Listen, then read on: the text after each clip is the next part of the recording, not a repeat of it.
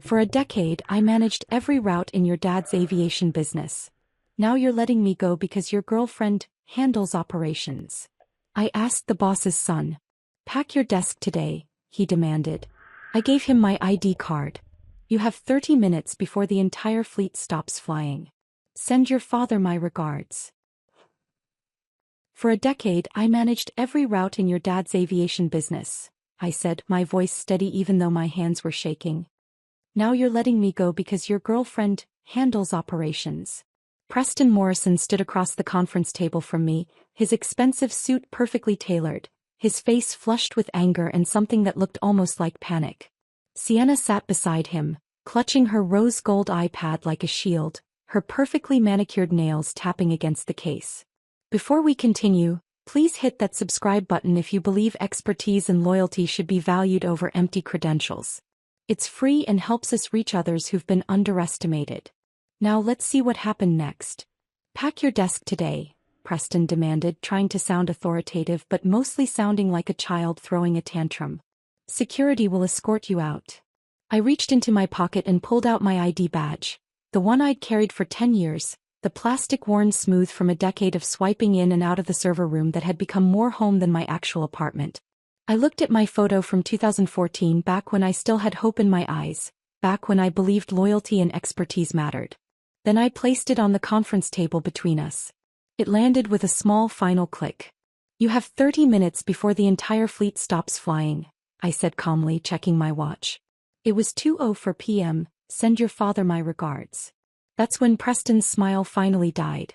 My name is Cassandra Hayes, and this is the story of how I brought down a regional airline without breaking a single law, just by walking out the door.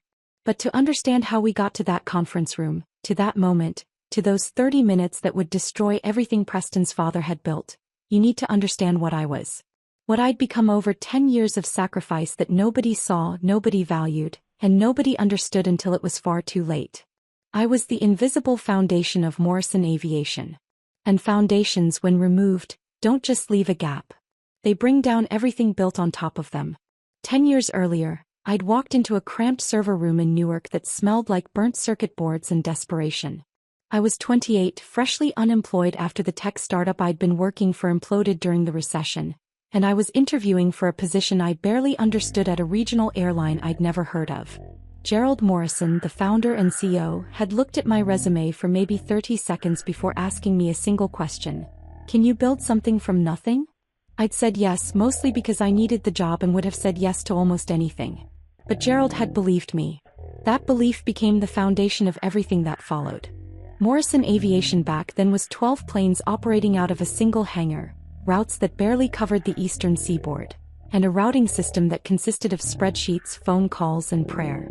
Gerald handed me a server that looked like it had survived a minor explosion, a budget that wouldn't cover a decent laptop, and complete autonomy to build whatever I thought the company needed.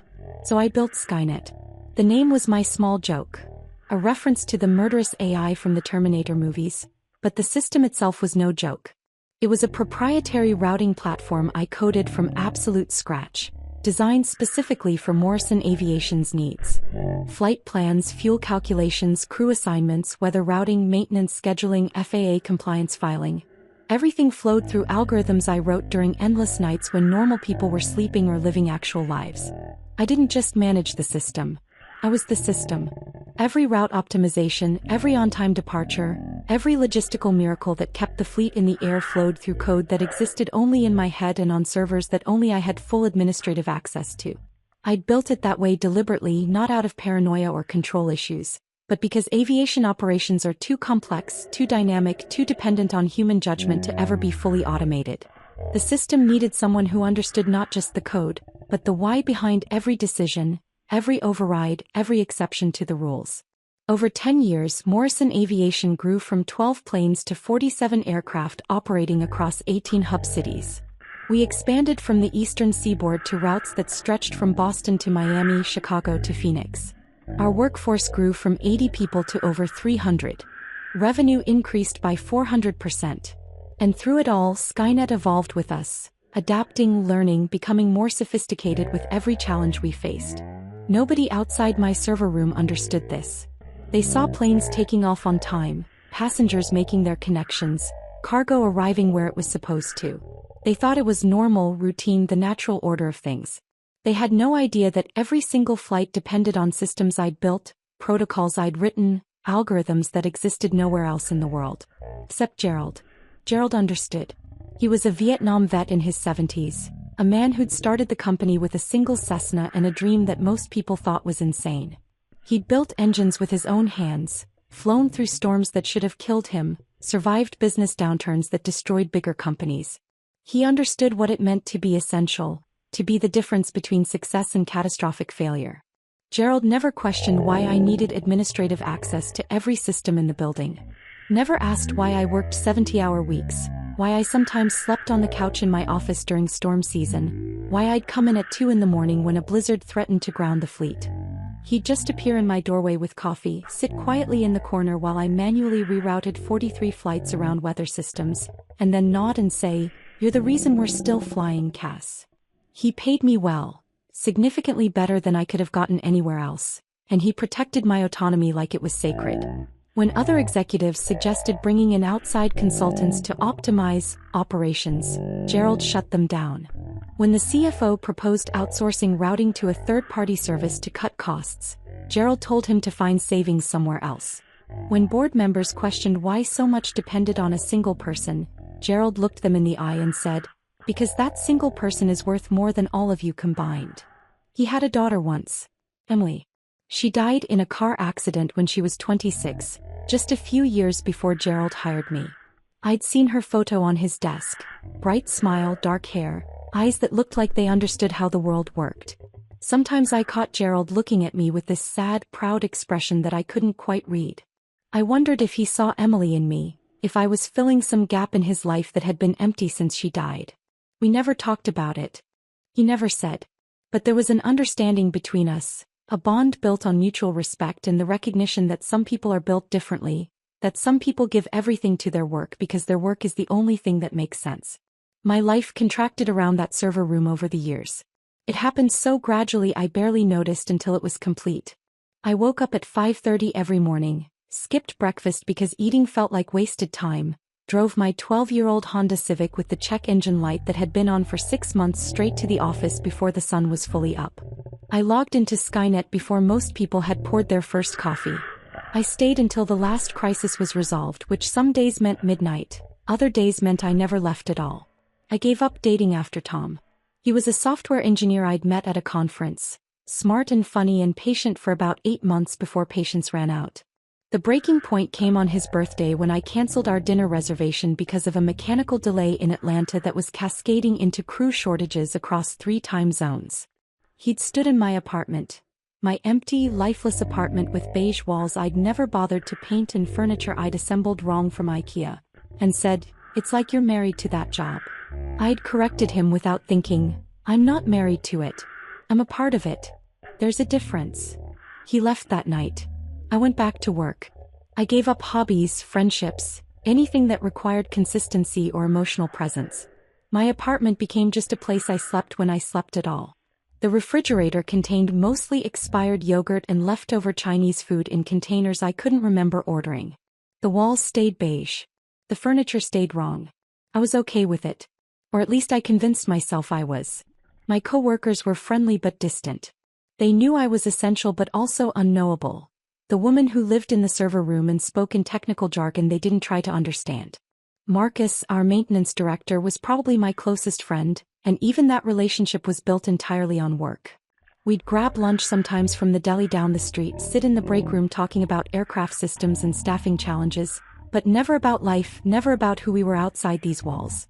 I was 38 years old and I had nothing outside Morrison Aviation. No family nearby. My parents had retired to Arizona, my sister lived in California with kids I barely knew. No relationship, no social life, no identity separate from the work I did. I'd traded everything for expertise, for being irreplaceable, for the satisfaction of knowing that I kept 300 people employed and thousands of passengers safe. And then Gerald had a stroke. It happened in April. Not fatal, thank God, but serious enough to land him in a rehabilitation center in Florida for at least 6 months, maybe longer. The news hit me like a physical blow. I found out from his assistant, who called me at 6 in the morning with a shaking voice. Cassandra, Gerald collapsed in his office last night. They took him to Newark Medical. His son is flying in. His son, Preston Morrison. The words felt like a warning I should have heeded.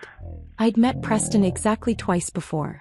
Once at a Christmas party where he'd shown up in designer jeans and left after 20 minutes.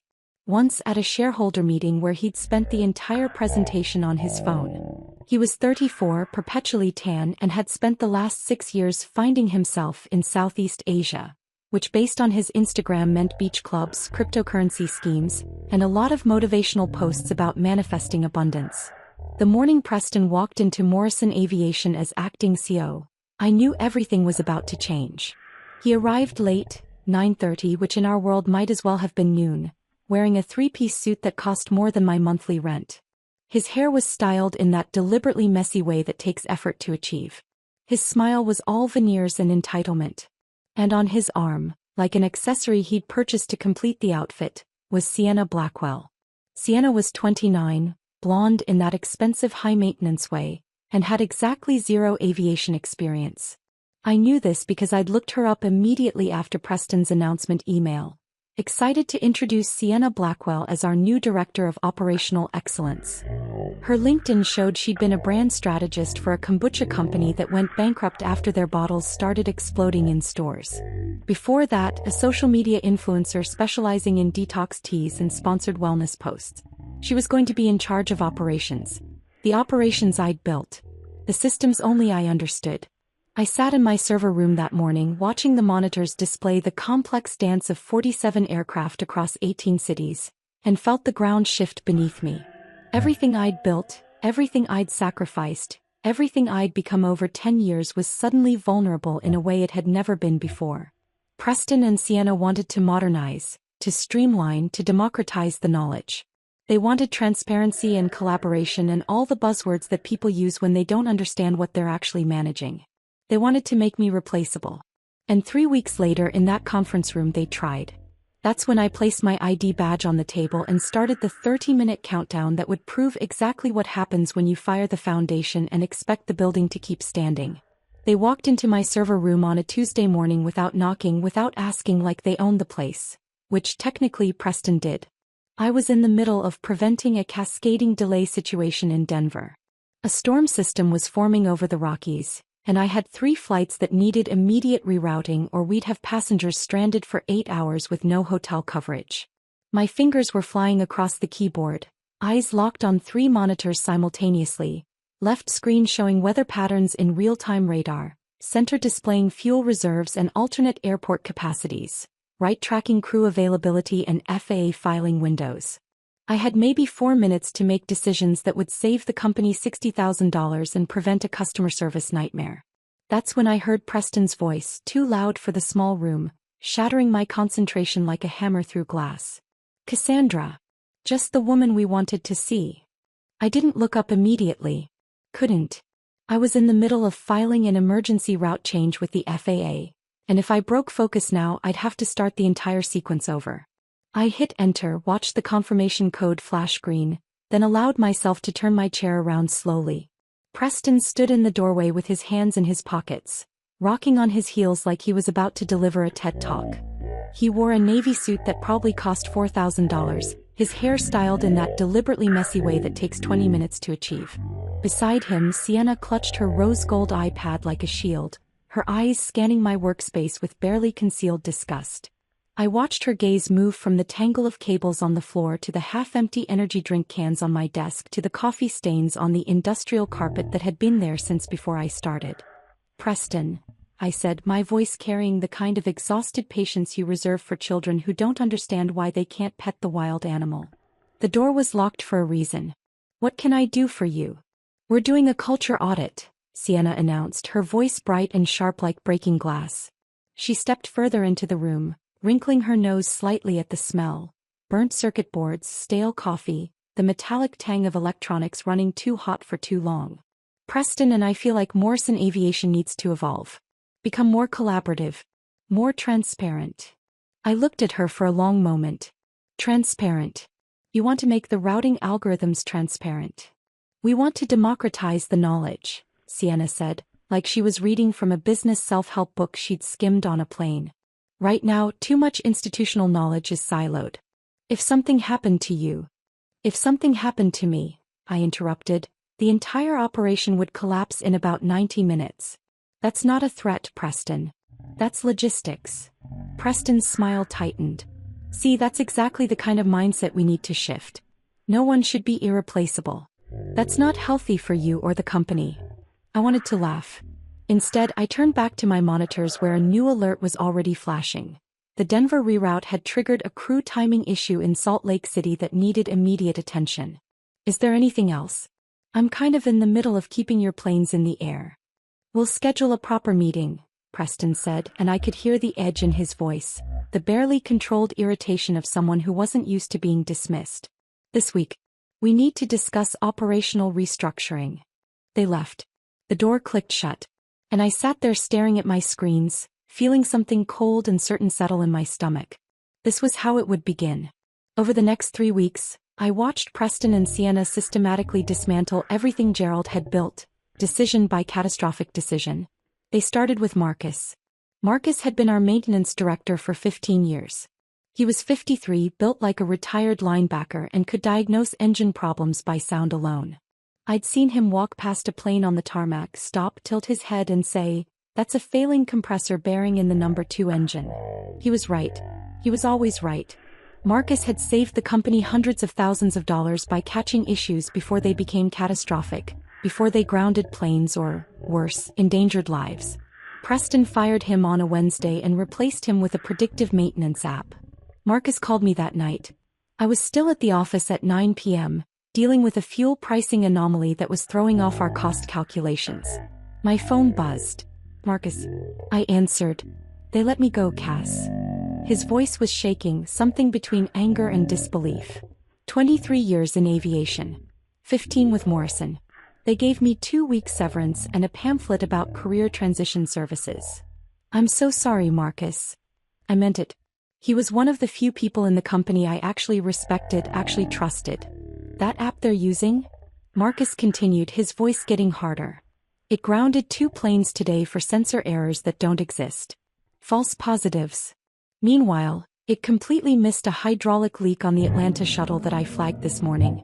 They ignored me. Said the app would catch it if it was real." He paused. "They're going to kill someone, Cass. You know that, right?" I knew. I'd seen the reports. I'd documented the hydraulic leak myself and sent it to Preston with a detailed explanation of why it needed immediate attention. His response had come back within minutes. "Thanks for the feedback, Cassandra. Let's trust the new systems and embrace the change journey." That emoji. That goddamn smiley face. It became the punctuation mark of my professional execution, appearing at the end of every dismissive email, every rejected recommendation, every warning I sent that was ignored. I started documenting everything. Not just the technical issues, but every conversation, every decision, every warning I gave that was brushed aside. I created a folder on my personal drive, not the company server, and filled it with emails, screenshots, incident reports, cost analyses showing exactly how much money each of Preston's decisions was hemorrhaging. I told myself I was building a case, creating evidence that even Preston couldn't ignore. But deep down I knew I was building a different kind of insurance. They eliminated the night dispatch team next. Preston announced it in a company-wide email with the subject line, "Operational Optimization." The night team consisted of 4 people who handled the cargo operation that ran from 11 p.m. to 6 a.m. 30% of our revenue, mostly contracts with logistics companies and medical supply chains. Time-sensitive, high-value, zero-tolerance for delay cargo. "No one flies at midnight," Preston had argued in the meeting where I tried to stop this decision. "We're paying people to sit around doing nothing. We have 12 cargo flights every night," I'd explained, pulling up the schedule on my laptop and projecting it onto the conference room screen. Medical supplies, time-sensitive documents, overnight logistics contracts. That's not nothing. That's $9 million in annual revenue. Sienna had looked at the numbers and frowned. "Can't we just automate that? Have the system handle it?" "The system does handle the routine parts," I'd said, trying to keep my voice level. "But when there's weather or mechanical issues or crew problems at 3 in the morning, Someone needs to make decisions in real time. The automation handles the easy stuff. Humans handle the chaos. Preston had smiled that practiced, dismissive smile. I think we can manage. If issues come up, we'll address them then. The night team was gone by Friday. By Monday, we'd missed 2 critical cargo deadlines because a mechanical issue in Memphis went unnoticed for 6 hours. The client canceled their contract. That was $3 million in annual revenue gone. I sent Preston a detailed breakdown of the cost. He replied, "Learning curves are part of growth. Let's stay positive." Then Sienna started shadowing me. She appeared in my office one morning with her rose gold iPad and a smile that was all teeth and no warmth. "Preston thought it would be great if I learned the operations side from you. You know, knowledge transfer. Knowledge transfer.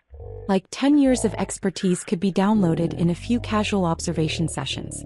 She sat in the corner of my server room, scrolling through Instagram, occasionally looking up to ask questions that revealed a comprehension of aviation operations roughly equivalent to a golden retriever's understanding of quantum physics. "Why do we have so many different route codes?" she asked one afternoon, examining her manicured nails. "Couldn't we just number them 1 through 10? Make it simpler." I stared at her, trying to formulate a response that wouldn't get me fired on the spot.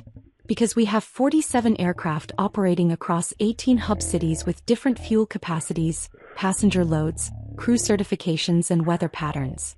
1 through 10 wouldn't even cover the planes, much less the variables." She wrinkled her nose like I'd deliberately said something complicated just to confuse her. "That seems unnecessarily complex." "Aviation is complex, Sienna. That's why people train for years to do it." Another day she asked, "Why does the system need to talk to the FAA? Can't we just email them our flight plans?" I took a long breath, counting to 5 in my head. The FAA requires real-time flight plan filing with encrypted verification protocols. Email wouldn't meet federal requirements. We'd be grounded within an hour. He typed something on her iPad, not looking at me. "Have you considered using AI to make this more intuitive?" I almost laughed. "I am the AI, Sienna. I'm the artificial intelligence holding this together. I'm the machine learning from 10 years of experience. And I'm starting to predict that this company has about 3 weeks before catastrophic failure." She looked at me with those dead-behind-eyes influencer eyes. "You're so negative, Cassandra. Preston and I are building something beautiful here. You're either on the plane or you're not." The irony of her metaphor was completely lost on her. The office changed. The break room that used to be loud and chaotic. People trading war stories, making bets on arrival times, the constant hum of an operation that worked, went silent. It felt like a funeral parlor. Everyone walked on eggshells. Janet from HR started avoiding eye contact with everyone, disappearing into her office and closing the door. The remaining dispatch crew worked with grim determination, heads down, knowing their jobs hung by a thread. I went home every night to my empty apartment and microwaved something frozen that I barely tasted. I'd sit on my couch drinking cheap wine straight from the bottle, watching planes take off from Newark in the distance, their lights blinking against the darkening sky. I felt the weight of 300 jobs pressing on my shoulders. The pilots, the crew, the mechanics, the gate agents who had families and mortgages and lives that depended on Morrison Aviation staying airborne. I could quit. The thought came to me every night, whispered in the back of my mind like a temptation. I could walk away, let it collapse, find another job. But if I did, all those people would lose everything because Preston was too arrogant and Sienna was too incompetent to understand what they were destroying. So I stayed. I documented. I prepared reports with charts and data and highlighted sections showing exactly how each decision was creating cascading risks. I tried to build a case that even Preston couldn't ignore. But deep down, in that place where we know things before we're ready to admit them, I knew the truth. My time was running out. The question wasn't if they'd fire me. The question was when. And whether I'd see it coming in time to do anything about it. The calendar invite appeared on my screen at 9:47 a.m. on a Friday morning, exactly the kind of timing that corporations use for executions. Quick chat, Preston, Sienna, H at 2 p.m. No agenda. No context. No phone number for a call, which meant it would be in person. Just that professional equivalent of, "we need to talk," that makes your stomach drop and your mouth go dry. I stared at the notification for a full minute, my cursor hovering over the decline button even though I knew declining wouldn't change anything. My hands had stopped typing. On the center monitor, a weather alert was flashing for a storm system forming over the Carolinas, but I couldn't focus on it. The words on the screen blurred slightly. Quick chat. Nothing about work was ever a quick chat, especially not when HR was involved. I closed the notification and forced myself back to work, pulling up the routing interface to redirect a flight around the developing weather pattern. But my hands were shaking. Just slightly, just enough that I had to retype a command twice before getting it right. I'd been expecting this for weeks. Every firing, every dismissal, every restructuring decision had been building toward this moment. But seeing it actually scheduled made it real in a way that all my mental preparation hadn't. I looked around my server room. The flickering monitors casting blue light across walls that had never been painted. The tangle of cables snaking across the floor like veins.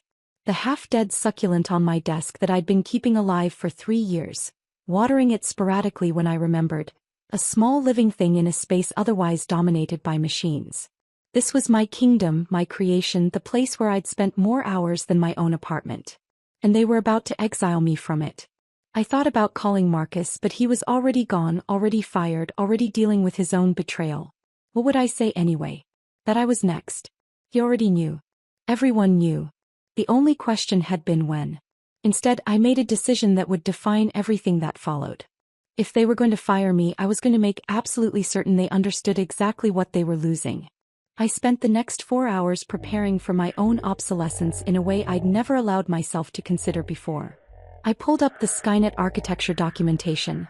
The real documentation, not the sanitized version that IT had access to, but my personal notes that mapped every dependency, every authentication pathway, every security protocol I'd built into the system over 10 years. Skynet wasn't just software I managed. It was software I'd architected with a very specific security feature that I'd never disclosed to anyone, not even Gerald.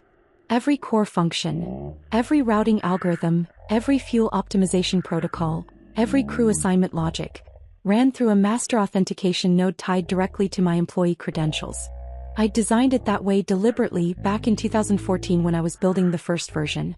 It was a security measure. If my account was ever compromised by a hacker or unauthorized access, the system would immediately lock down to prevent damage. But there was an unintended consequence I'd discovered 3 years ago during a routine security audit. If my credentials were deactivated, not compromised but actually terminated in the HR system, the authentication node would interpret it as a critical security breach. The system wouldn't just log me out. It would initiate a complete lockdown protocol, reverting all automated functions to manual override and purging temporary route caches to prevent potential data corruption. In plain English, if they fired me, every plane in the fleet would lose its digital flight plan within approximately 30 minutes of my credentials being terminated. I'd never mentioned this to anyone because I'd never needed to. Gerald trusted me. Gerald would never fire me. But Gerald wasn't here anymore, and his son was about to make the most expensive mistake of his life. I sat back in my chair, staring at the documentation, understanding with perfect clarity that this wasn't a bug in the system. It was my insurance policy. At 1:45 p.m. I began quietly cleaning out my desk. Not obviously, I didn't want to telegraph anything to the few remaining coworkers who might glance through my office window. But methodically, I transferred my personal photos to my phone. The one of my grandmother who'd raised me. The picture of me and my sister from 5 years ago, the last time we'd seen each other in person. I deleted my browsing history, cleared my personal bookmarks, logged out of my email on my phone. I backed up exactly nothing related to Morrison Aviation. No files, no code, no documentation. If they wanted my knowledge, they should have valued it while they had it. I packed the framed photo of my grandmother that had sat on my desk for 10 years. The glass cracked slightly in one corner from the time I'd knocked it over during a particularly stressful night. I packed the stress ball shaped like an airplane that Gerald had given me on my 5th anniversary, his way of acknowledging what I did without making a big deal of it. I watered my succulent one last time, knowing it would be dead within a week under anyone else's care. Then I sat in my chair and waited, watching the clock on my monitor count down the minutes. At 1:58 p.m. I stood up, smoothed down my shirt, the same polyester company polo I wore most days, wrinkled from being pulled out of a drawer that morning, and walked to the executive conference room. The one with the glass walls overlooking the tarmac. where you could watch planes taxi while your career was terminated. The symbolism felt almost poetic. I could see them through the glass before I opened the door. Preston sat at the head of the long table like a king on a throne, his posture carefully arranged to project authority he hadn't earned. Sienna was to his right, clutching her iPad against her chest like a shield. Janet from HR sat in the corner, her face pale, her hands folded on the table in front of her. She looked like she wanted to disappear into the floor. I opened the door. All three of them looked up. "Cassandra, have a seat," Preston said, gesturing to a chair positioned noticeably lower than his. A power move I'd read about in the same business books he'd apparently skimmed during his years of finding himself. I remained standing. I prefer to stand. Bad back. Comes from carrying this company for a decade. Preston's jaw tightened. Sienna's nostrils flared. "Look, Cassandra," Preston started, his voice trying for gentle and landing somewhere around condescending. "We've been evaluating the organizational structure and Sienna and I feel that your approach to operations is, how do we say this? Too traditional," Sienna interrupted, leaning forward with that earnest expression influencers use when they're about to say something they think is profound. "We need agility. We need someone who embraces innovation, who isn't stuck in legacy systems and territorial thinking. Someone who's a culture fit." I looked at her for a long moment. "Someone like you." "Exactly." Sienna beamed, completely missing the sarcasm dripping from my voice. "I've been studying operational frameworks for 3 weeks now, and I really think I can bring fresh energy to routing and logistics."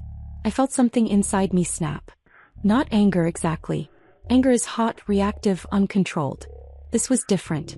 This was cold, crystalline clarity.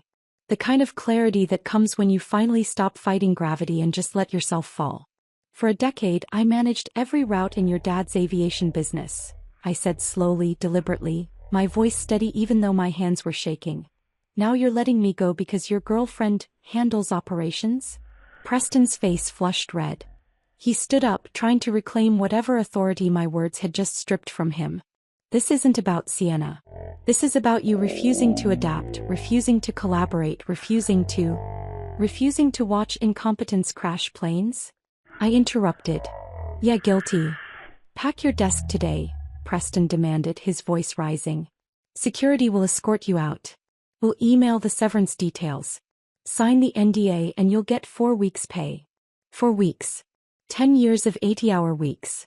10 years of missed birthdays and holidays and relationships that died because I was always at work. 10 years of keeping his father's dream alive while Preston was getting high on beaches in Thailand and posting about manifestation. 4 weeks of severance. I reached into my pocket and pulled out my ID badge. The magnetic strip was worn almost smooth from a decade of use. The plastic was cracked at the corner. My photo was from 2014, back when I still had hope in my eyes. Back when I believed that loyalty and expertise and hard work actually mattered to the people who benefited from it. I looked at that photo for a long moment. Then I placed the badge on the conference table between us. It landed with a small final click. "You have 30 minutes before the entire fleet stops flying," I said calmly, checking my watch. It was 2:04 p.m. "Send your father my regards." Preston laughed. Actually laughed like I'd just told a joke he didn't quite understand but felt obligated to acknowledge. "What are you talking about? We have full access to Skynet. IT confirmed it this morning. Everything's backed up on the cloud." "You have access to the interface," I said, meeting his eyes. "You don't have access to the authentication node. And in about 30 minutes, when HR deactivates my credentials in the system, Skynet is going to interpret that as a critical security breach and initiate emergency lockdown protocol." The smile slid off Preston's face like ice cream melting in July. "You're bluffing," Sienna said, but her voice wavered, uncertain now. "Am I?" "Coy. Ask them about master authentication dependencies. Ask them who holds the root credentials for the routing core." I picked up my bag from where I'd set it by the door. "Or don't. Either way, I'm not your problem anymore." "Wait," Preston started, reaching out like he might physically stop me. "Oh, one more thing," I said, pausing at the door, looking back at them one last time. "When the system locks down, it defaults to manual routing. That means someone will need to physically create flight plans for every single aircraft using paper charts and calculators. Last time that happened was 1987. Takes about 4 hours per plane. You have 47 aircraft. I looked directly at Sienna. Hope you're fast at math. I walked out. Behind me I heard Janet gasp. Heard Sienna's frantic voice asking Preston what I was talking about. Heard Preston fumbling for his phone. I didn't look back. I took the elevator down to the parking lot, got in my 12-year-old Honda Civic with the check engine light that would probably never get fixed, and drove exactly 2 miles to a diner called the Landing Strip. It was 2:24 p.m. when I slid into a booth by the window. I ordered coffee and cherry pie from a waitress who looked too tired to care why I was there in the middle of the afternoon on a Friday. And then I waited for the world to end. At 2:31 p.m., my phone started buzzing like an angry wasp trapped in my purse. I pulled it out and looked at the screen. Preston Morrison. I declined the call and set the phone face down on the diner table. The waitress had just brought my pie, cherry with a lattice crust that looked homemade, and I wasn't about to let Preston ruin it. The phone buzzed again. Sienna Blackwell. Declined. Janet from HR. Declined. A number I didn't recognize but assumed was IT. Declined. I took a bite of pie. The filling was perfect. Not too sweet with just enough tartness to make my mouth water. I chased it with coffee that actually tasted like coffee instead of the burnt sludge from the office break room. Outside the diner window, I could see planes taking off from Newark in the distance, their wings catching the afternoon sunlight as they climbed into clear blue sky. My phone buzzed with a text. Marcus. Cass, what's happening? Systems are throwing errors I've never seen before. I stared at the message for a moment, then set the phone down without responding. I wanted them to feel it. I wanted them to understand in real time what it meant to lose the person who held everything together.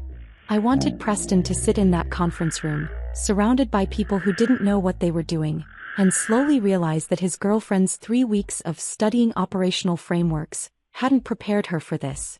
I took another bite of pie. At 2:47 p.m., Marcus sent another message. First alert just appeared on the operations board. Flight 2847 to Chicago showing route authentication error. Dispatchers are panicking. Preston's screaming at I. What did you do? I smiled into my coffee cup. What did I do? I hadn't done anything. I'd simply left. I'd walked out the door like they'd asked me to. The system was doing exactly what it was programmed to do, protecting itself from unauthorized access when the master credentials disappeared. I could picture it perfectly. The operations center with its wall of monitors, the dispatchers staring at screens that were suddenly displaying errors they'd never seen before. The IT team frantically checking connections, rebooting servers, searching through documentation they didn't understand. Preston standing in the middle of it all, his expensive suit wrinkled now, his carefully styled hair falling into his eyes, his voice getting higher and more panicked with every passing minute. At 2:51 p.m. the cascade accelerated. Marcus sent a rapid series of texts. Flight 1203 to Atlanta, authentication error. Flight 0956 to Dallas, authentication error. Flight 2334 to Minneapolis, same thing. Cass, it's spreading. Every flight is throwing errors. The authentication node is looking for something and can't find it. I sipped my coffee and watched the planes outside continue their normal operations. Delta, United, American, all flying perfectly fine. Only Morrison Aviation was falling apart, because Morrison Aviation had fired the person who knew how to keep it flying. One by one, every plane in the system was throwing red flags as the authentication node searched for my credentials, found nothing and initiated lockdown protocols. It was beautiful in its own way. A perfect cascade of failure triggered by a single missing piece. Like removing a keystone from an arch and watching the entire structure collapse inward. At 2:53 p.m., Marcus's text came through in all capital letters. FAA just issued a ground stop. All Morrison aircraft grounded pending resolution. Cass, what is happening? The FAA ground stop. The nuclear option. The thing that happens when air traffic control decides an airline has lost control of its own operations and represents a safety risk. Planes already in the air would be diverted to alternate airports. Planes on the ground would stay there, frozen at their gates, passengers trapped inside, pilots unable to access updated flight plans or departure clearances. I could imagine the chaos. Dispatchers trying manual overrides, typing in backup codes that didn't work because there were no backup codes. I was the backup system. IT trying to reboot Skynet entirely, watching it come back online, search for my credentials, find nothing, and immediately lock down again. A perfect feedback loop. An elegant spiral of failure that I'd neither created nor prevented. I'd simply removed myself from the equation and the equation had collapsed. My phone started ringing again. Preston. I let it ring 4 times before I answered, putting it on speaker and setting it on the table next to my half-eaten pie. Fix this. Preston's voice exploded from the speaker, high-pitched and cracking with panic and rage. I don't know what you did, but you need to fix this right now. I took a slow sip of coffee, letting the silence stretch between us. The old man at the other end of the diner glanced over, then went back to his newspaper. The waitress refilled my cup without comment. I didn't do anything, Preston, I said finally, my voice calm and measured. You fired me, remember? Pack your desk today, you said. So I did exactly what you asked. I packed my desk. I turned in my badge. I left. The system did exactly what it was programmed to do. You sabotaged us. He was practically sobbing now. In the background I could hear Sienna crying, someone yelling about the FA, phones ringing off the hook. The operations center must have been complete pandemonium. You did something to the system before you left. I protected intellectual property. I corrected him, keeping my voice steady. Check the security protocols you never bothered to read. Section 7.3. Master authentication nodes shall terminate upon credential deactivation to prevent unauthorized system access. It's right there in the documentation I filed with IT 6 years ago. Would you like me to email you a copy? There was a long, horrible silence on the other end. I could hear Preston's breathing, fast and shallow. Someone in the background was saying something about calling lawyers. What do you want? Preston's voice had changed now, desperation replacing anger. Money? I'll triple your salary. I'll give you equity. I'll give you whatever you want. Just come back and fix this. I felt a strange hollowness in my chest. I'd expected this moment to feel triumphant, satisfying, like justice finally being served. Instead it just felt empty. Necessary but empty. It's not about money, Preston, I said. It's about watching everything your father built burn down because you trusted your girlfriend over a decade of expertise. It's about you learning what happens when you treat your foundation like it's disposable. My father, Preston whispered, and for the first time he sounded less like a trust fund tyrant and more like a scared little boy who'd just realized he'd broken something he couldn't fix. You're doing this to hurt my father. That stung. More than I wanted to admit. Your father trusted me to protect his company, I said quietly. He paid me well. He respected my expertise. He understood that some people aren't just employees, they're infrastructure. You're the one who fired that protection. Now you get to explain to him why his life's work is parked on the tarmac losing $53,000 per hour. I hung up before he could respond. The diner was nearly empty now. Just me, the waitress wiping down tables, and the old man with his newspaper. Through the window I watched planes from other airlines continue their normal operations. Takeoffs and landings, the constant rhythm of an industry that worked because people valued expertise and didn't fire the people who kept them in the air. Only Morrison Aviation was grounded. Only Morrison Aviation was hemorrhaging money and reputation with every passing minute. I finished my pie and ordered another cup of coffee. My phone kept buzzing with texts from Marcus. Updates delivered like war correspondents from the front lines. Every dispatcher is calling their own contacts trying to get information. IT says it'll take days to rebuild the authentication system from scratch. Preston just threw a chair. Security had to escort him out of the operations center. Sienna locked herself in the bathroom. Someone heard her on the phone with her mom. By 4 p.m., Morrison Aviation had canceled every flight for the next 72 hours. There was no choice. Without functioning routing systems, they couldn't file flight plans. Without flight plans, the FAA wouldn't clear them to fly.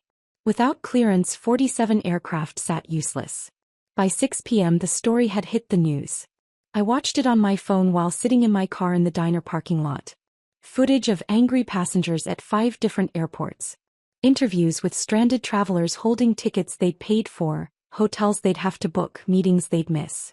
A spokesman from Morrison Aviation reading a prepared statement about unexpected technical difficulties and working around the clock to resolve the issue. The news anchors were speculating. Cyber system failure. Sabotage. They had no idea how close to the truth that last one was. By 8 p.m. I was back in my apartment, sitting on my balcony with a glass of cheap wine, when my phone buzzed with a news alert that made my stomach drop. Breaking. Gerald Morrison leaves Florida rehab facility against medical advice, returns to Newark to address company crisis. I clicked the article. There was a photo of Gerald being helped into a private medical transport, his face gray, his body hunched, an oxygen tube visible under his nose. The old man was coming home to save his dying company, still recovering from a stroke, because his son had destroyed it in less than 2 months. I felt a pang of guilt then. Not for Preston. Not for Sienna. But for Gerald. He'd built something beautiful. Something that mattered. Something that employed 300 people and connected cities and kept the economy moving. And I just watched it collapse. But even as the guilt twisted in my chest, I reminded myself of the truth. I didn't collapse it. I was the only thing holding it together. They'd fired the foundation and were now shocked that the building was falling. That wasn't my fault. That was gravity. Saturday morning I woke up at 10 a.m. for the first time in a decade. No alarm blaring in the darkness. No emergency calls pulling me out of sleep. No weather systems forming over the Midwest that needed immediate routing adjustments. Just silence and sunlight filtering through my bedroom curtains in a way I'd forgotten was possible. I lay there for a moment, disoriented by the quiet, before reaching for my phone on the nightstand. The screen lit up with notifications that had accumulated overnight like snow during a blizzard. 43 missed calls. 67 unread emails. Dozens of text messages. I scrolled through them with a strange detachment. Preston had called 9 times. 6. Numbers I didn't recognize. Probably reporters, based on the voicemails asking for comment about the Morrison aviation crisis. Janet from HR had sent an email with the subject line urgent. Legal matter, that I deleted without reading. But one voicemail made my hands shake when I saw the number. Gerald Morrison. I sat up in bed, staring at the notification. Part of me wanted to delete it without listening, to cut that final thread connecting me to the wreckage I'd left behind. But something stopped me. Maybe curiosity. Maybe guilt. Maybe the part of me that still remembered the old man who'd believed in me when I was 28 and desperate. I pressed play and put the phone to my ear. Cassandra, it's Gerald. His voice was weak, raspy, so much older than I remembered. The stroke had changed him. Preston told me what happened. Not his version. I called Marcus, I called Janet, I called the IT director. I know what really happened. There was a long pause, the sound of labored breathing. I'm so sorry, kid. I should never have left him in charge. I should have made provisions. I should have protected you. Another pause. I know I don't have the right to ask, but the company. 300 jobs. Will you help me save it? The message ended. I listened to it again. And then a third time. The first time I heard desperation. An old man watching his life's work crumble and reaching out to the only person who could stop it. The second time I heard genuine remorse. The sound of someone who understood they'd made a terrible mistake and was facing the consequences. The third time I heard something deeper. A father who'd lost his daughter years ago and was now losing his son's respect, his company, everything he'd built with his own hands. I sat on my balcony with coffee I'd made from actual beans, not the burnt office sludge, and watched planes from other airlines fly overhead. Delta, United, American. All operating normally while Morrison Aviation sat grounded. The fixer in me, the part that had spent 10 years solving impossible problems at 2 in the morning, screamed to call Gerald back and say yes. To walk back into that server room and restore the systems and save 300 jobs and prove that I was the only one who could do it. But the woman who'd been offered 4 weeks severance for a decade of loyalty had a different answer. I picked up my phone and called Gerald back. He answered on the first ring, breathing hard like he'd been sitting by the phone waiting. Cassandra, thank God. Look, whatever you need, name your price, name your terms. Full equity. CEO position. Complete operational control. Just please help me save this. I closed my eyes, feeling the weight of 300 jobs pressing down on my shoulders. The pilots with families. The gate agents with mortgages. The mechanics with kids in college. All of them counting on Morrison Aviation to keep flying, to keep paying their salaries, to keep existing. Mr. Morrison, I can't come back, I said quietly. Whatever you want, Cassandra. I'll give you anything. If I come back and fix this, I interrupted. I'm admitting I sabotaged the system. And we both know that's not true. Your son made a personnel decision without understanding the technical consequences. That's on him, not me. Silence on the other end. Then, in a voice that sounded broken, then what do I do? How do I fix this? I took a breath. There are no easy fixes. But I'll give you a gift because I still respect what you built, even if your son tried to destroy it. Anything. Tell me. In your office, bottom drawer of the credenza behind your desk, there's an envelope marked System Recovery Protocol. I paused, remembering the night 5 years ago when I'd written those instructions, imagining scenarios where I might die suddenly and leave the company stranded. I wrote it in case something ever happened to me. Accident, illness, whatever. Follow those instructions exactly. It'll take your IT team about 96 hours to rebuild the authentication architecture from scratch. You'll be flying again by Wednesday. Gerald was quiet for a long moment. You planned for this. You knew this could happen. I planned for my death, Gerald. I didn't plan for your son to be an idiot. But the protocol will work either way, assuming your IT team can follow directions without screwing it up.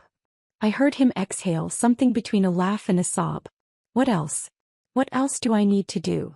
This was the moment that would define everything. I could be generous, diplomatic, professional. Or I could tell him the hard truth that nobody else would. I chose truth. Fire Preston, I said. Immediately. Today. Don't give him a transition period. Don't let him save face. Fire him and Sienna both and make it clear to everyone, publicly, that they're the reason this happened. Cassandra. Put Marcus back in charge of operations. He's the only one left who actually understands aviation. And if you ever let someone who thinks synergy is a strategy anywhere near your company again, you deserve what happens next. Gerald was quiet for a long moment. When he finally spoke, his voice was small. He's my son, Cassandra. He's your son, I agreed. But he's also the reason 300 people might lose their jobs.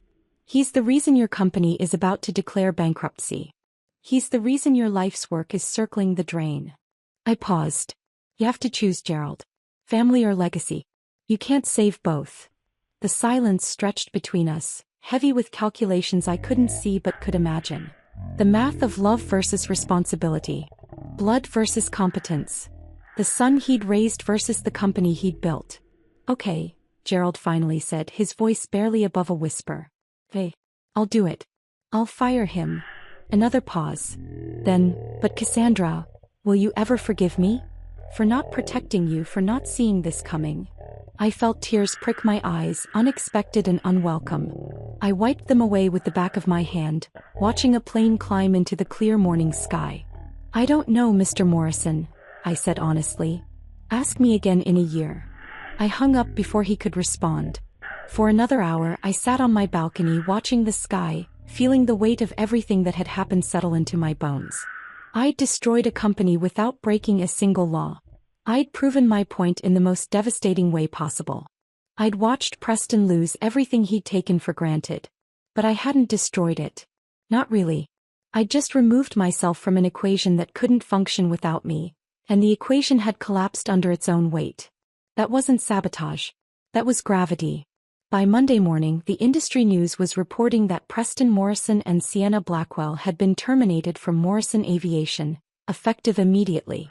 Gerald had reassumed temporary control from his hospital room in Newark, working with doctors and nurses hovering nearby, probably against every piece of medical advice he'd been given. Marcus sent me a text at noon. They're following your protocol. IT team is rebuilding the authentication node. Should be done by Wednesday morning. Gerald fired Preston this morning. Apparently it got ugly. Preston threatened to sue for wrongful termination. Sienna deleted all her social media accounts after someone found her kombucha disaster and it went viral. You saved 300 jobs without even being here, Cass.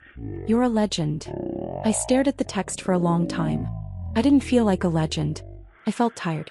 Hollow. Like I'd won a battle I never wanted to fight in the first place. By Tuesday, I had 11 job offers sitting in my inbox. 6 from competing airlines who'd watched Morrison's meltdown and realized the value of someone who actually understood operations instead of just talking about disruption and innovation. 1 from a logistics consulting firm offering me twice what Gerald had paid. They wanted me to audit their systems and train their teams. One from an aviation technology startup that wanted me to build routing software from scratch. And one from Marcus himself. When this is over and Gerald retires for real, he wants you back. CEO position. Full equity. Your terms. He means it, Cass. I read that message 3 times, imagining walking back into Morrison Aviation as the person in charge. Fixing everything Preston had broken. Building it back better than before. Taking Gerald's legacy and carrying it forward the way it deserved. But I couldn't. Because going back would mean admitting that none of this had taught them anything, that firing me had been a mistake they could just undo with enough money and apologies. I declined them all except one. Airlink Dynamics. Morrison's biggest competitor. The airline that had been quietly eating our market share for years, watching our mistakes and learning from them. They offered me vice president of route operations, complete autonomy over my department, a team of 12 people who actually knew what they were doing, and a salary that made my hands shake when I saw the number. It was more money in a month than I used to make in 6. I accepted the offer and started the following Monday.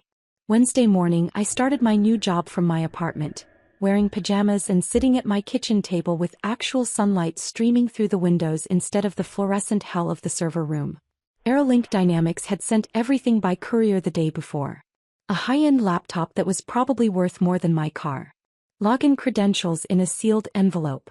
A welcome packet with benefits information that made Morrison's look like a joke. And a handwritten note from the CEO, Richard Vance, on company letterhead. Cassandra, we've watched you keep Morrison in the air for years. We know what you're worth. We're honored to have you on our team. Build what you need. Hire who you need. Just keep us flying. Richard. I logged into their systems at 8 a.m., coffee steaming beside me, and immediately saw the difference. Clean documentation. Actual documentation, not just tribal knowledge scattered across email threads and sticky notes.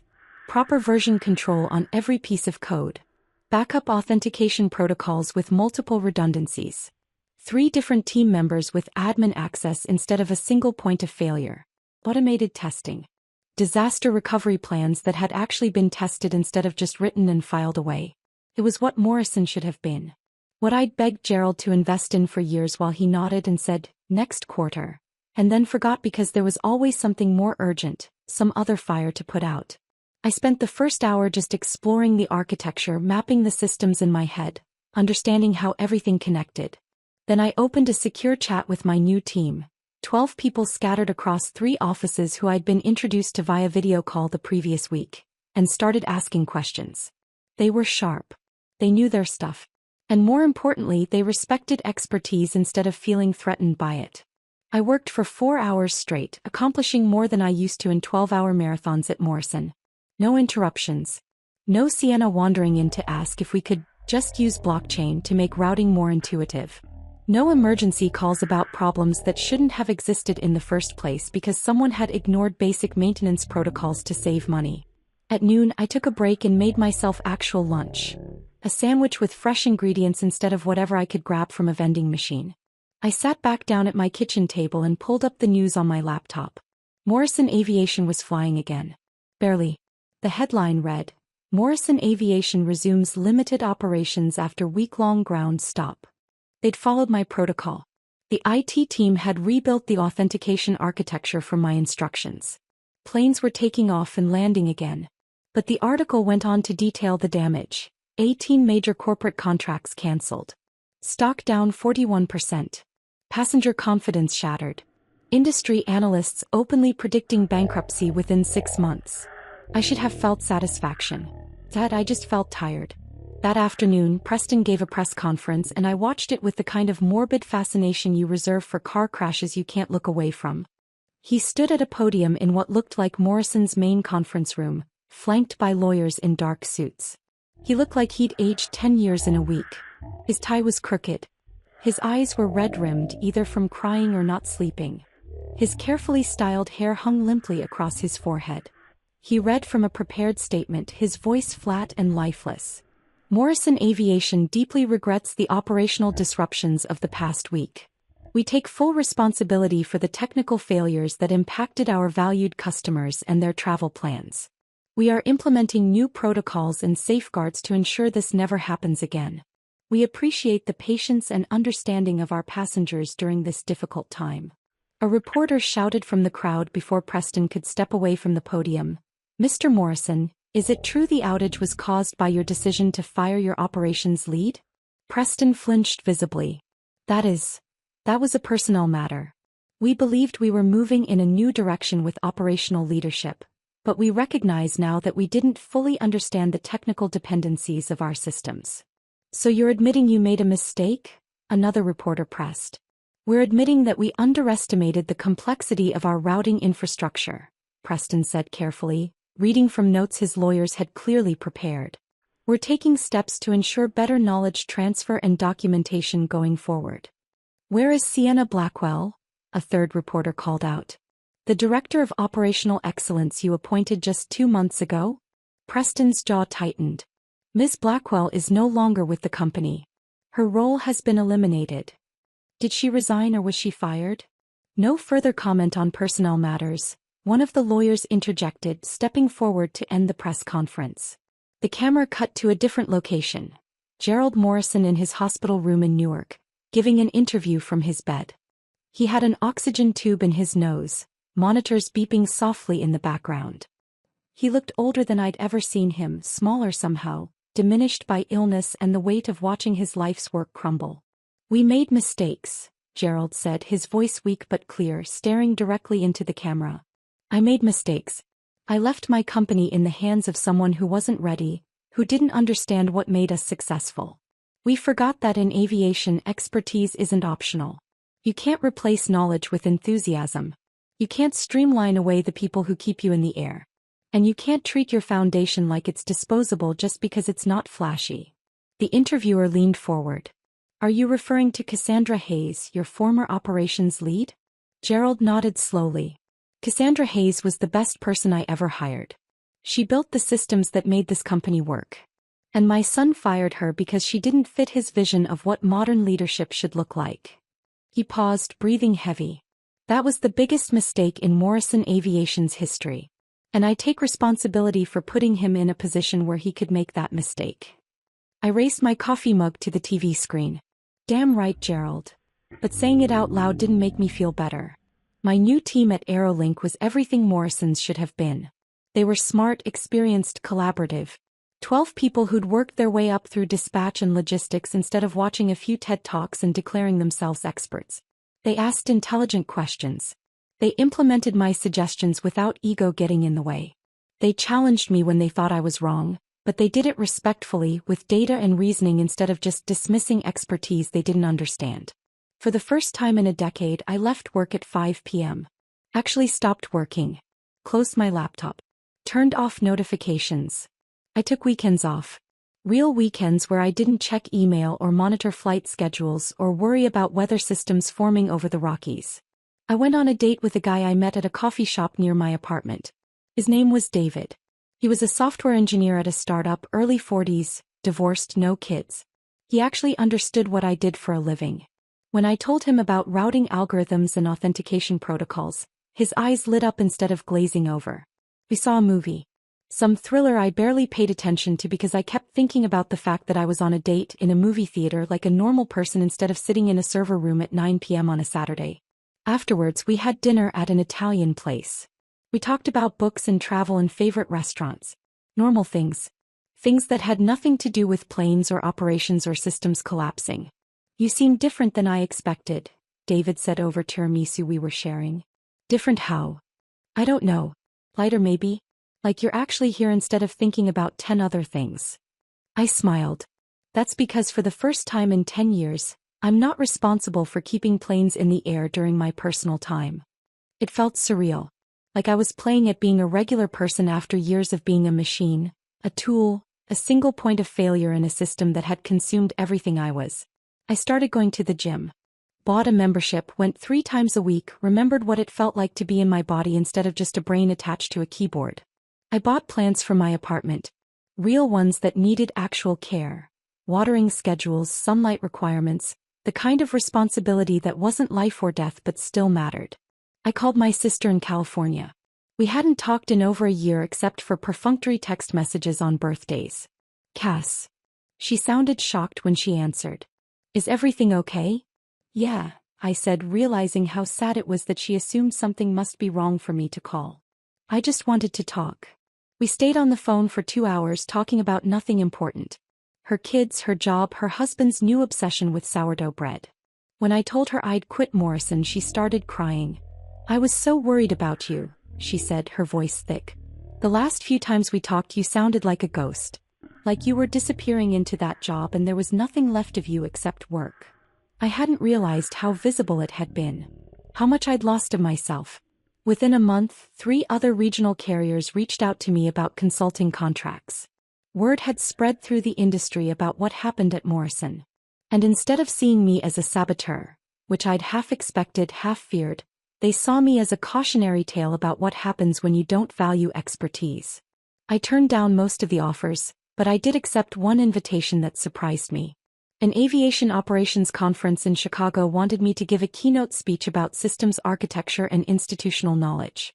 I stood on that stage in front of hundreds of operations managers and airline executives, looking out at faces that ranged from curious to skeptical to openly admiring.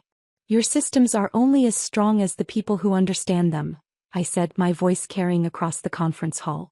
Your efficiency is only as real as the expertise behind it. And if you think you can replace institutional knowledge with an app, a dashboard, or someone's girlfriend who watched a few YouTube videos, you're not optimizing. You're setting a timer on a bomb you don't know how to defuse. The applause was deafening. Afterwards, executives lined up to hand me business cards, asking if I'd consult for them, audit their systems, train their teams. I was becoming something I'd never expected. Not just an operations manager, but a voice for everyone who'd ever been dismissed, undervalued, treated like they were replaceable when they were actually irreplaceable. Felt strange. Felt powerful. It felt like vindication. Morrison Aviation declared bankruptcy exactly 6 months after I walked out of that conference room. I was sitting in my new office at Aerolink, an actual office with windows and a door that closed, not a cramped server room that smelled like burnt electronics, when Marcus called. His name flashed on my phone screen. I picked up on the second ring. It's over, Cass. His voice was heavy, flat with resignation. Gerald tried everything. Sold routes. Liquidated assets. Begged investors. But the damage was too deep. Chapter 11 filing went through this morning. I set down the report I'd been reviewing and stared out the window at the tarmac below, where Aerolink planes taxied in perfect choreographed precision. What happens now? Aerolink is buying what's left, Marcus said. Your company, actually. They're keeping some routes, absorbing some aircraft, cherry-picking the profitable pieces. But most of the corporate structure is gone. HR, finance, executive team, all gone. I felt a strange numbness, like watching a building you used to live in burn down from a safe distance. You know you should feel something, grief, satisfaction, vindication, but all you feel is detached observation. What about the employees? I asked. The 300 jobs? Aerolink is keeping about 60% of operations staff, pilots and crew. They want people who actually know how to do the work. Marcus paused. The rest get severance packages and unemployment. It's not nothing, but it wasn't enough. It was never enough when you'd built your life around a job that suddenly disappeared. Preston's already gone, Marcus continued. Took a job at his father-in-law's real estate company in Connecticut. Apparently he's starting at the bottom, actually learning the business this time. Sienna started a podcast about workplace toxicity and overcoming professional trauma, but it only lasted 4 episodes before she gave up. Not enough sponsors, I guess. I almost laughed at that. Almost. And Gerald. Marcus's voice broke. Gerald's in hospice, Cass. The stress, the stroke, the bankruptcy, it was too much. His heart's failing. Doctors say he's got days, maybe a week. The numbness cracked. Just a little. Just enough to let something sharp and painful through. Which hospice? I heard myself ask. Marcus gave me the address. I wrote it down on a sticky note, my handwriting shaky. After we hung up, I sat in my office for 20 minutes, staring at that address, trying to decide what I owed Gerald Morrison. What I owed the man who'd believed in me and then failed to protect me. The man who'd built something beautiful and then handed it to someone who destroyed it. I drove to the hospice center in Newark on a cold November afternoon, not entirely sure why I was going but unable to stay away. The building was nicer than I expected. Modern with large windows and a small garden visible from the parking lot. The kind of place you go to die with dignity instead of just die. I checked in at the front desk. The receptionist gave me a visitor badge and directions to Gerald's room. Second floor, East Wing, room 247. I took the stairs instead of the elevator, delaying the inevitable. Gerald was in a private room overlooking the garden. The afternoon light filtered through sheer curtains, casting everything in soft gold. He was hooked up to monitors that beeped softly, an oxygen tube in his nose and 4 in his arm. He looked smaller than I remembered, fragile in a way that made my throat tight. His eyes were closed when I walked in. I thought maybe he was sleeping, thought maybe I could just leave without him knowing I'd been there.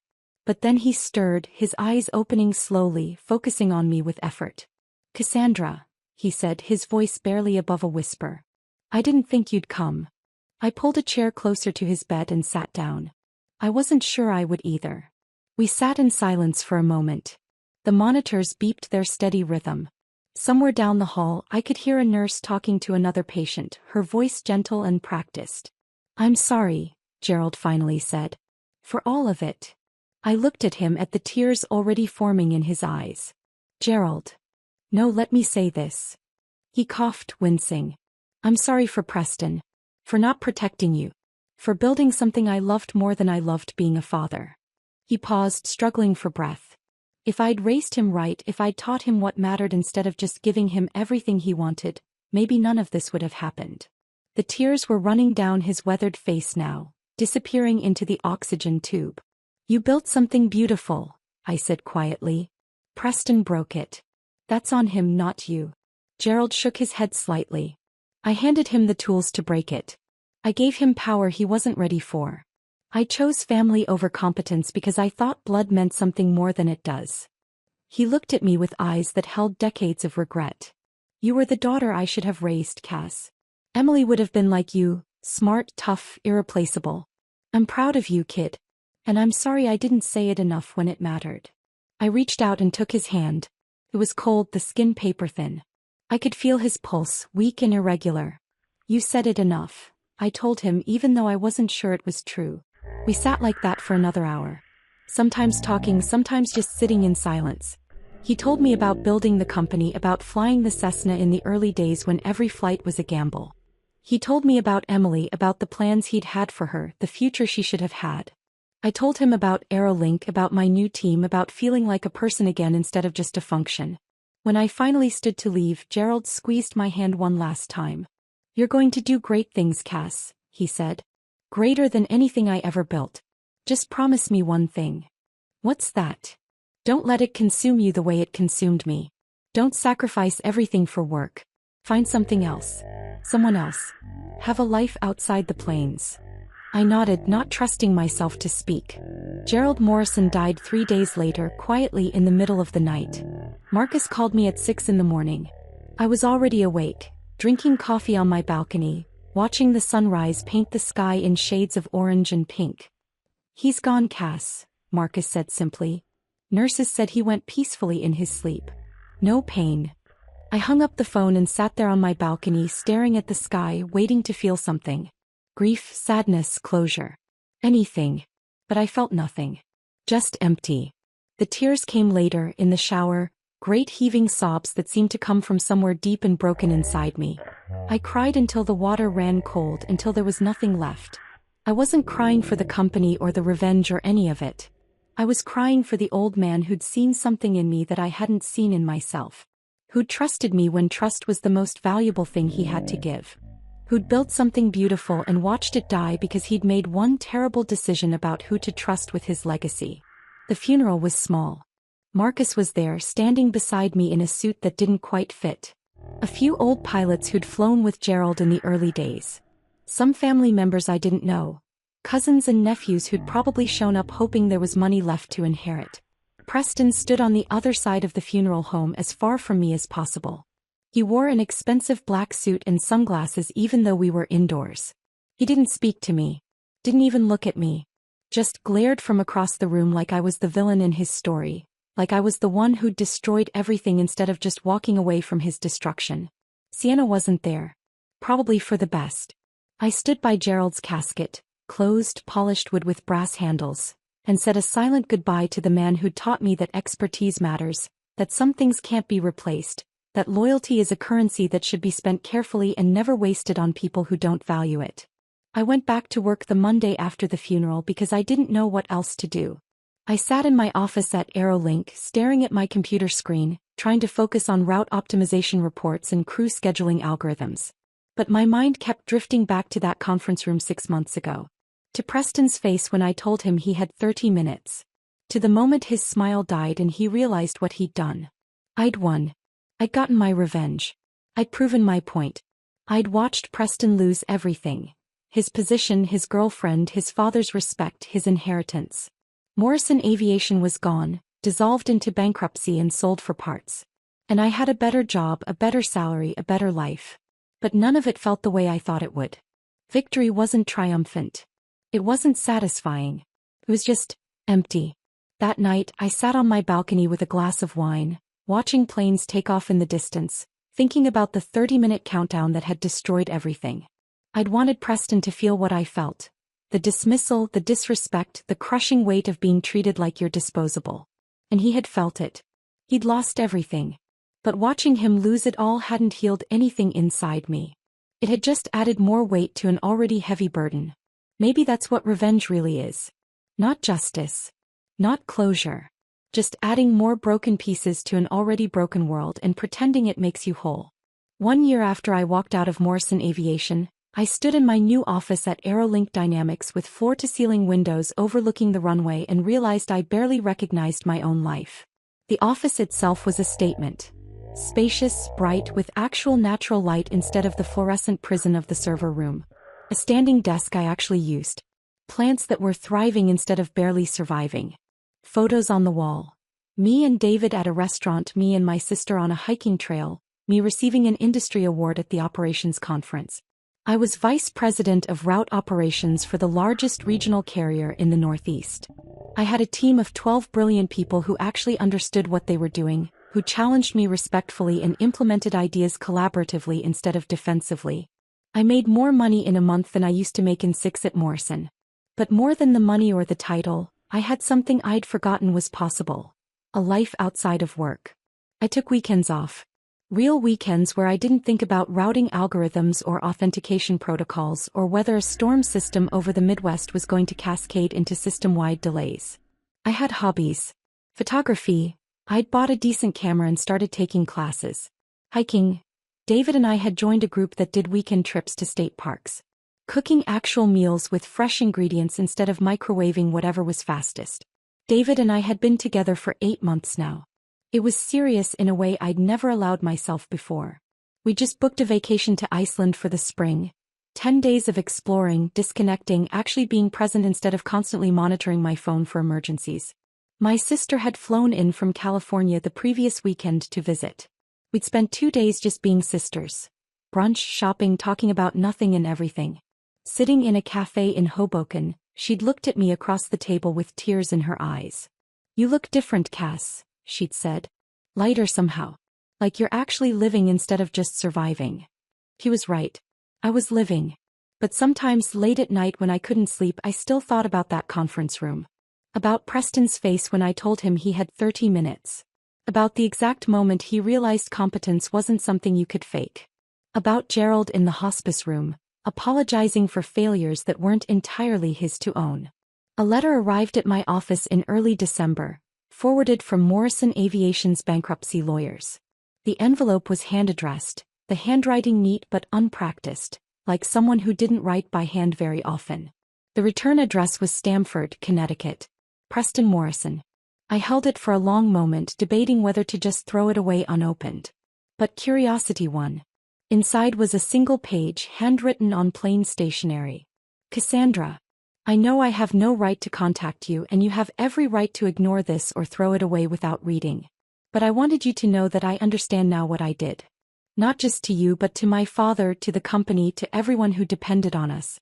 I was arrogant. I was ignorant. I thought I could fake expertise because I'd never had to earn anything in my life.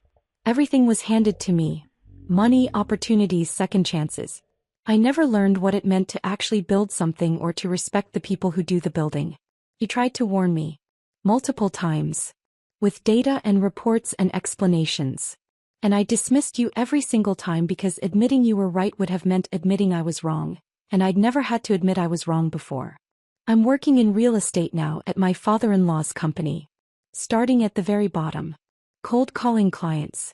Showing apartments to people who can barely afford them. Learning the business from the ground up instead of pretending I already understand it because I watched a few videos or read a few articles.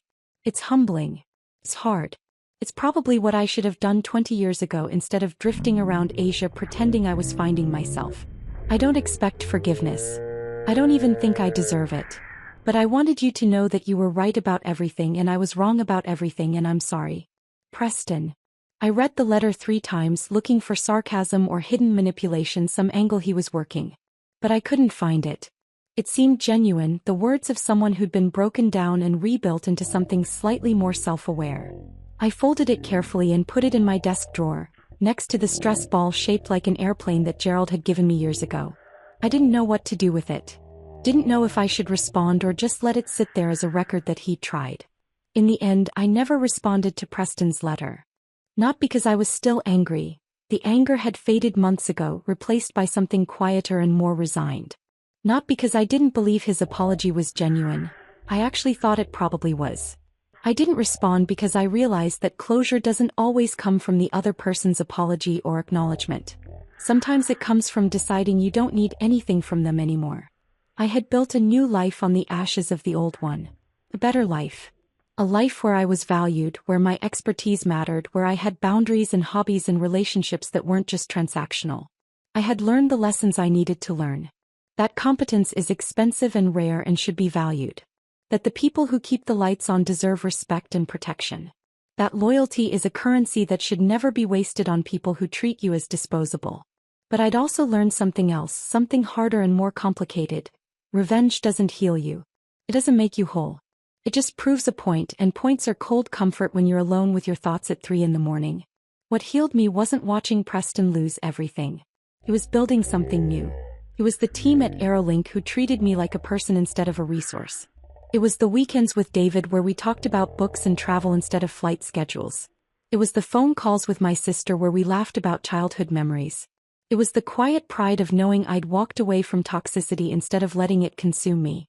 It was choosing to be more than the sum of my anger. On the anniversary of Gerald's death, I drove to the cemetery alone. It was a cold December afternoon, the kind where the sky is gray and heavy with the promise of snow that hasn't fallen yet. I brought flowers, nothing fancy, just daisies from a grocery store, and walked across the frozen ground to Gerald's headstone. Gerald James Morrison. 1951 to 2024. Founder, father, pilot. I stood there for a long time, the flowers in my hand, trying to find the right words. You were right about a lot of things, Gerald, I finally said out loud, my breath forming clouds in the cold air. You built something that mattered. Something that employed people and connected communities and kept the economy moving. You trusted the wrong person to protect it, but that doesn't erase what you created. I placed the flowers at the base of the headstone. I carry that with me now. The belief that expertise is valuable. That some people really are irreplaceable, not because they're special, but because they've invested years into understanding things that can't be learned overnight. That foundations matter more than facades. A plane flew overhead low enough that I could see the airline markings. Bullet. One of mine. I hope wherever you are, you know that the lessons survived even though the company didn't. And I hope you know that I forgave you a long time ago. You weren't perfect, but you tried. That's more than most people do. I drove away from the cemetery and headed toward the airport, watching planes take off and land in their careful choreography. Somewhere up there was a flight I'd helped route that morning. Crew assignments optimized, fuel calculations precise, weather patterns accounted for, everything working exactly as it should. I thought about all the invisible hands that made that flight possible. The dispatchers monitoring weather. The mechanics performing pre-flight checks. The pilots running through procedures they'd done 1,000 times before. The operations teams coordinating across time zones and hub cities. We were all foundations.